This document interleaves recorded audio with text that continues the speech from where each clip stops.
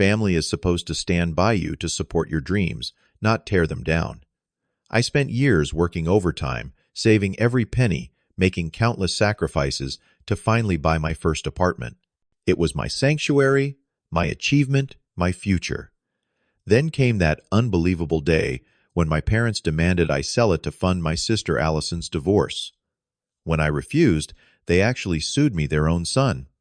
Before I tell you what happened next, let me know where you're watching from, and hit that like and subscribe button if you've ever had to stand up to family members who crossed the line. I grew up in a middle-class family in Boston, always in the shadow of my older sister Allison.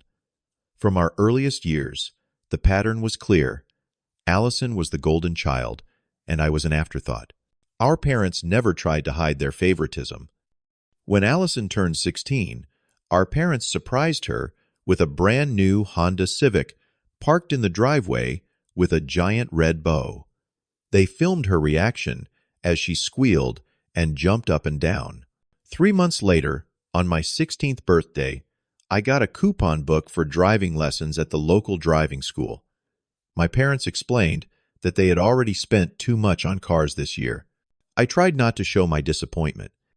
For college, Allison attended an expensive private university where she studied art history. Our parents covered every penny: tuition, housing, meal plans, textbooks, even spending money. Meanwhile, I enrolled at the state university and worked 20 hours a week at the campus bookstore just to afford my share of expenses. I still graduated with $30,000 in student loan debt, while Allison graduated debt-free. Even our family vacations centered around Allison. If she wanted to go to Florida, we went to Florida. If she suddenly developed an interest in skiing, we were somehow affording a trip to Vermont that winter. My suggestion to visit the Baseball Hall of Fame was met with eye rolls and comments about boring sports nonsense. Despite all this, I pushed forward. After college, I landed a job as a junior software developer. The pay was modest, but I was determined to build something for myself. While my peers splurged on new cars and nights out, I lived in a tiny apartment with 3 roommates. I packed lunches every day, skipped vacations, and picked up freelance coding work on weekends. For 5 years, I worked 60-plus-hour weeks. My social life suffered, my health sometimes suffered, but I stayed focused on my goal. Finally, at 30, I had enough saved for a down payment on a modest 1-bedroom apartment in a decent neighborhood. It was nothing fancy, just under 700 square feet, with appliances that had seen better days, but it was mine. The day I signed those mortgage papers was the proudest moment of my life. Meanwhile, Allison had married James, a wealthy businessman, 7 years ago. Their wedding was an extravagant affair at a vineyard estate, $50,000 spent on a single day, all covered by our parents, who remortgaged their house to pay for it. I remember my mother commenting that no expense should be spared for Allison's special day, while my father nodded in agreement. After the wedding, Allison and James lived a life of luxury. They bought a McMansion in an exclusive suburb, drove matching luxury SUVs, and took lavish international vacations twice a year. Allison never held a steady job, instead bouncing between various passion projects, a photography business that never got off the ground, a candle-making venture that fizzled out, a lifestyle blog with 12 followers. James bankrolled all of it without complaint. I maintained a cordial but distant relationship with my family during these years. I showed up for monthly Sunday dinners, listened to Allison drone on about her latest shopping sprees, and deflected my mother's not-so-subtle comments about my modest lifestyle and how I should find a nice girl and settle down soon. I would drive back to my apartment feeling like an outsider in my own family, but I had made peace with it, or so I thought. Everything changed last spring. James's investment firm had been struggling for months, though they kept up appearances. Bad investments and a market downturn had wiped out much of their wealth. The cracks in Allison and James's marriage, previously hidden beneath a veneer of prosperity, suddenly became canyons. After 7 years of marriage, they were getting divorced. It started with an unusual phone call from my mother. "Luke, sweetie, we would love to have you over for dinner this Friday." Her voice had that saccharine quality she only used when she wanted something. Still, I agreed to come, expecting nothing more than the usual family dinner. When I arrived, I was surprised to find my favorite meal prepared: steak with garlic, mashed potatoes, and roasted asparagus. My father opened a bottle of expensive whiskey he had been saving, and my mother kept refilling my plate. They asked about my job. My friends even remembered to ask about the coding project I had mentioned months ago. It was bizarre.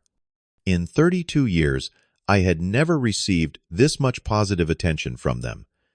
After dinner, we moved to the living room where my parents exchanged meaningful glances before my father cleared his throat. "Son, we need to discuss something important with you. It's about Allison." My mother jumped in, her voice trembling slightly. "She and James are getting divorced. It's terrible, just terrible." "I'm sorry to hear that," I said, and I meant it. Despite our differences, I never wished unhappiness on my sister. "There's more," my father continued, his expression grave. "James lost almost everything in some bad investments. The house, the cars, everything they owned was leveraged. Allison is. Well, she's in a difficult position financially." My mother dabbed at her eyes with a tissue. "She needs money for legal fees and to maintain her standard of living until everything is settled. James is being absolutely dreadful about support." I nodded sympathetically, still not seeing where this was going. "That sounds tough. I'm sure she'll bounce back, though." My parents exchanged another look. Then my father dropped the bomb. "We think you should sell your apartment to help Allison." I stared at him, certain I had misheard. "Excuse me, your apartment," my mother repeated, as if I was being deliberately obtuse. "You could sell it and move back into a rental. The market is very good right now, and you would make a nice profit. That money could really help Allison get back on her feet." The room seemed to tilt sideways as their words sank in. They wanted me to sell my home, the one thing I had worked for years to obtain to fund Allison's divorce and lifestyle. "That is not happening," I said flatly. My father's expression hardened. "Luke family needs to stick together in times of crisis. Allison needs our help, and I am willing to help." I countered, "But I am not selling my apartment. I could loan her some money for immediate expenses, but that is my home you are talking about." My mother's sympathetic facade crumbled. "It is just an apartment, Luke. Allison is talking about having to move into some terrible little place. She is not equipped for that kind of life." And I was. The words shot out before I could stop them. "I worked 60-hour weeks for 5 years to afford that apartment. I lived with roommates in a place the size of your guest bathroom. I skipped vacations, missed friends' weddings, because I couldn't afford the travel. And now you want me to give all that up because Allison and her husband made poor financial choices." My father stood up, his face flushed with anger. "That is not fair. Allison deserves a certain standard of living. She was not raised to struggle." And I was. I looked from one parent to the other, a lifetime of unequal treatment, crystallizing into perfect clarity. "Listen to yourselves. You have always given Allison everything while expecting me to make do with less. Not this time. Not with my home." I grabbed my jacket and headed for the door. My mother followed me, pleading, "Luke, be reasonable. What Allison is going through is much worse than anything you experienced. She is used to having nice things." I turned to face them one last time. "Then maybe it is time she gets unused to it." My answer is no. I drove home in a fog of anger and disbelief. Over the next few weeks, my phone blew up with texts and calls from my parents and Allison. My mother sent guilt-laden messages about family loyalty and how disappointed she was in me. My father's communications were shorter but more threatening, suggesting I would regret my selfishness. Allison vacillated between tearful pleas about being forced to live in squalor and angry accusations that I was enjoying her misfortune. I stopped answering their calls, but saved every message. Something told me I might need them later. After 3 weeks of this treatment, they escalated. I was at work in the middle of a team meeting when our receptionist called to say my parents were in the lobby, insisting on seeing me immediately. I excused myself mortified and went to deal with them. They stood in the reception area of my office building, my mother dabbing dramatically at her eyes while my father paced. Several of my coworkers were watching curiously from a distance. "What are you doing here?" I hissed, trying to guide them toward the exit. "You would know if you answered our calls," my father snapped. "This has gone on long enough, Luke. Allison is facing eviction from her rental. She needs that money now." I felt a surge of anger at their intrusion into my workplace. "This is completely inappropriate. I am at work. Your sister's life is falling apart, and all you care about is your job." My mother's voice rose, attracting more stares. "Mom, please lower your voice," I pleaded. "This is not the place." My father stepped closer, his voice dropping to a menacing whisper. "Listen to me carefully. Either you do the right thing and help your sister, or we will take action. We supported you, paid for your education, helped you get where you are.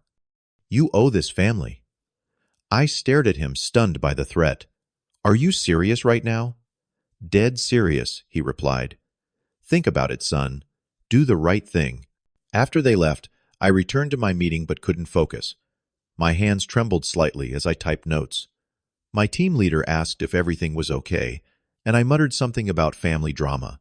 Back at my desk, I stared at my computer screen, trying to process what had just happened.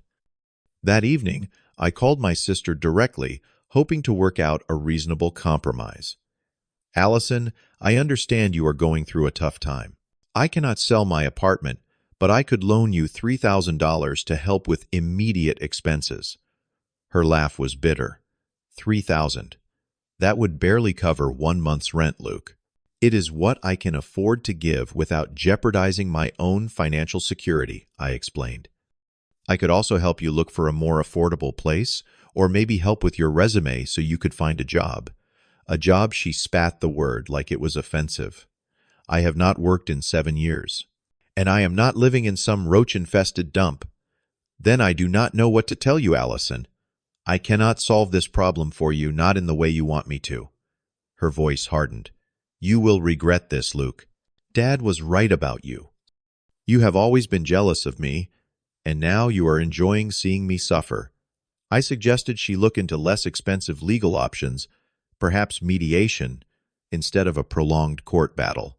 I offered to research some resources for newly divorced women. Every suggestion was met with scorn and rejection. Nothing would be good enough except me selling my apartment to fund her lifestyle. I will never forget that morning. A sharp knock on my door at 7:30 a.m. A stranger in a cheap suit handing me an envelope.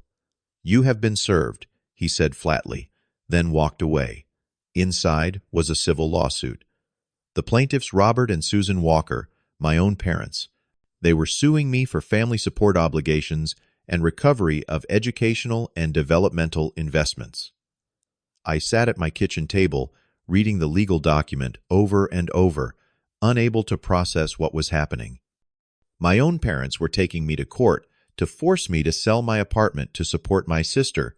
The lawsuit claimed they had invested substantially in my education and career development with the reasonable expectation of familial return.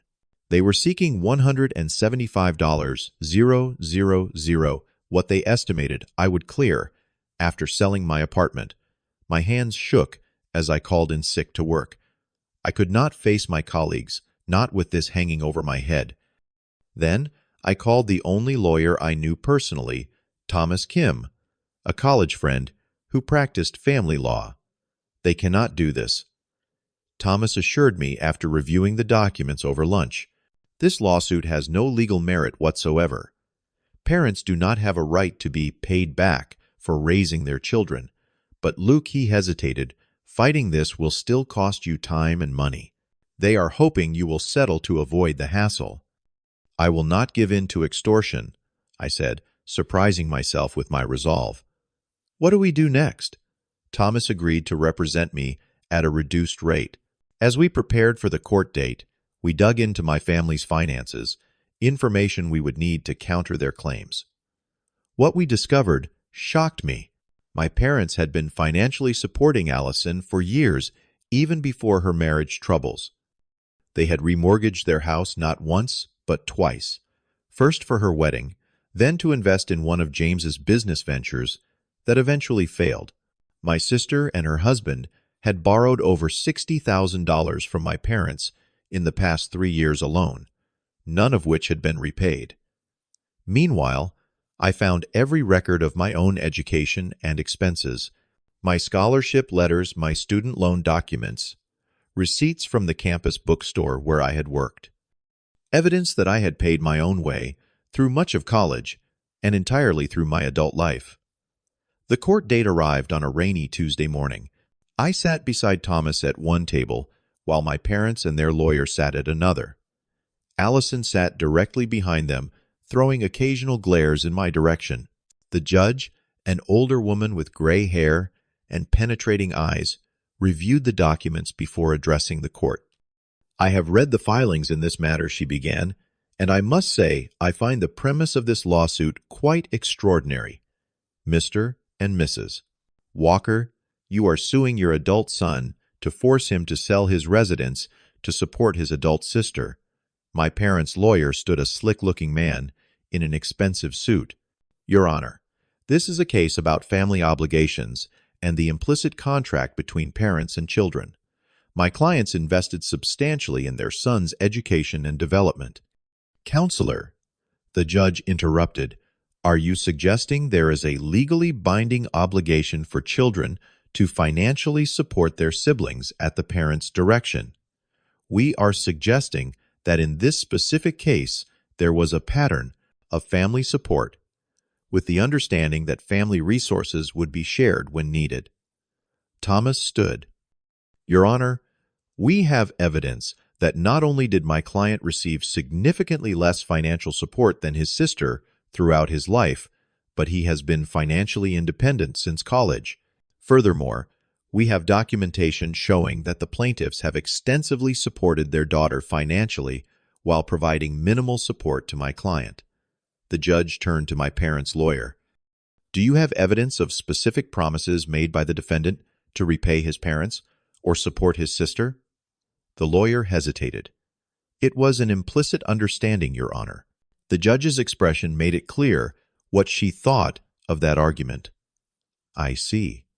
And is there evidence that the defendant is financially better positioned than the plaintiffs to provide this support?" Thomas jumped in. "On the contrary, Your Honor.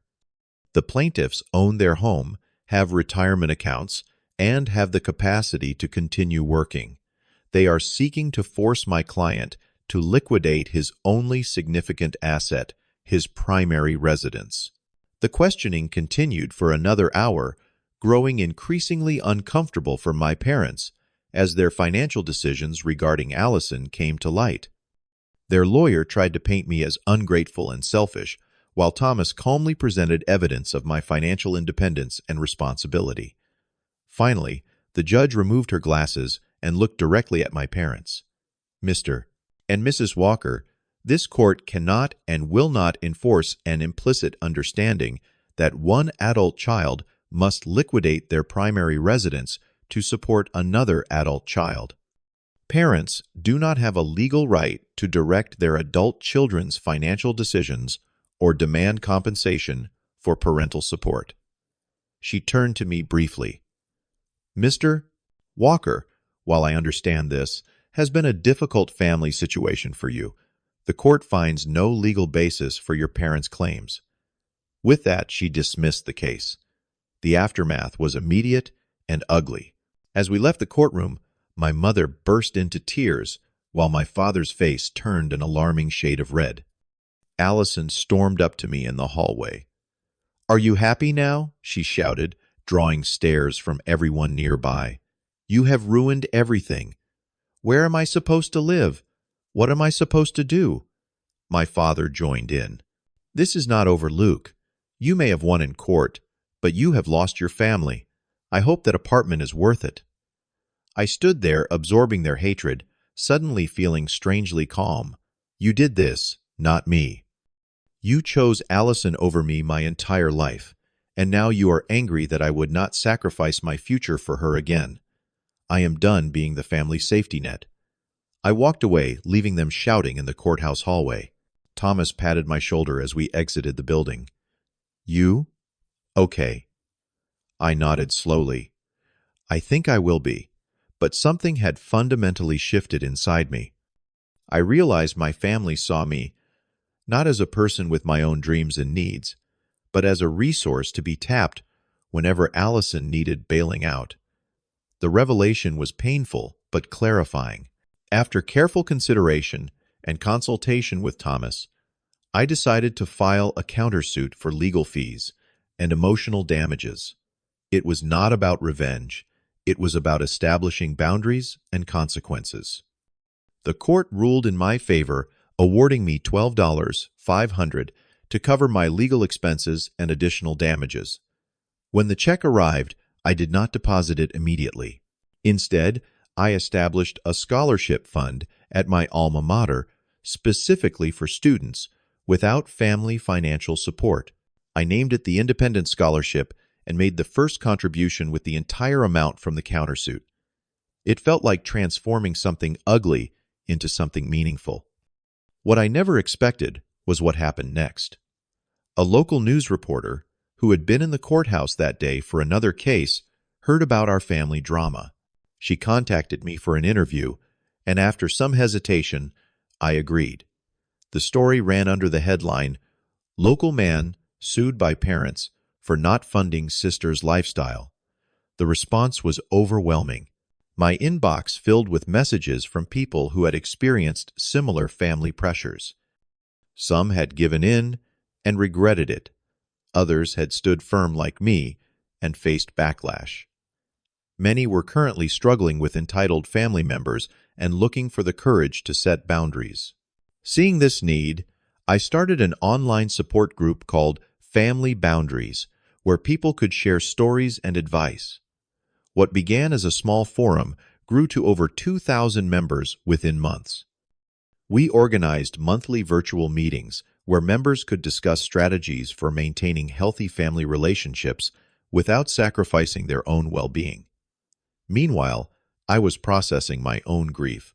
Losing my family, as imperfect as they were, left a void.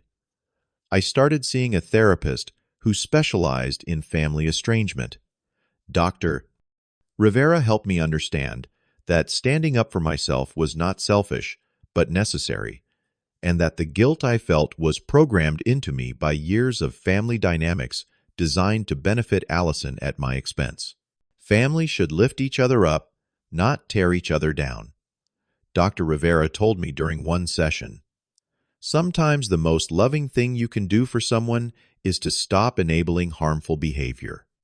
Gradually, I built what therapists call a chosen family, friends who supported me unconditionally. My colleague Jordan invited me to holiday gatherings when he learned I had nowhere to go. My neighbor Maria checked in on me regularly and taught me her grandmother's recipes. My running group became weekend companions. These connections helped fill the gap left by my biological family. 6 months after the court case, I received a surprising email from Allison. I got a job, it read simply, an entry-level position at a marketing firm. The pay is not great, but it is a start. I responded with genuine encouragement, and our communication slowly resumed. She admitted that being forced to support herself had been the hardest thing I have ever done, but also maybe the best thing for me. She had moved into a small apartment with a roommate and was learning to budget for the first time in her adult life. "I will not apologize for you," she wrote in a later message. "But I am starting to understand that maybe Mom and Dad did me a disservice by always making things too easy." My parents took longer to show any signs of change. The initial months were filled with hostile messages that I eventually filtered into a separate folder. But reality was forcing its own lessons. Unable to keep up with the payments on their remortgaged house, they had to downsize to a condo. My father, who had planned to retire that year, continued working. A year after the lawsuit, a letter arrived in my mailbox. Actual paper mail, not an email or text. It was from my parents, written in my mother's familiar handwriting. We have had a lot of time to think it read. While we still believe families should support each other, we recognize now that we asked too much of you while giving too much to Allison. We cannot undo the lawsuit or the things we said, but we want you to know we are trying to understand your perspective. It was not an apology exactly, but it was a start. I wrote back, keeping my response kind but firm about my boundaries. As for me, life continued to improve. My work on the Family Boundaries Forum caught the attention of my company's leadership, who were impressed by my community-building skills. They offered me a promotion to lead a new client relationship department with a substantial raise. I invested in some modest improvements to my apartment. End quote. New appliances, updated flooring, a fresh coat of paint. Each change made it feel more like the home I had fought to keep. I even started dating again, meeting Sarah through a friend's dinner party. She was a pediatric nurse with a quick wit and kind eyes who understood boundaries in a way my family never had. On our third date, I told her the whole saga. Instead of being put off, she squeezed my hand and said, "Standing up for yourself like that? That is attractive as hell." Today, my apartment represents far more than just real estate. It is a monument to my independence, a physical reminder that I have the right to prioritize my own well-being. The lawsuit painful, as it was forced me to articulate and defend my boundaries in ways I might have avoided otherwise. I still hope for eventual reconciliation with my parents, but only on terms that respect our separate lives and choices.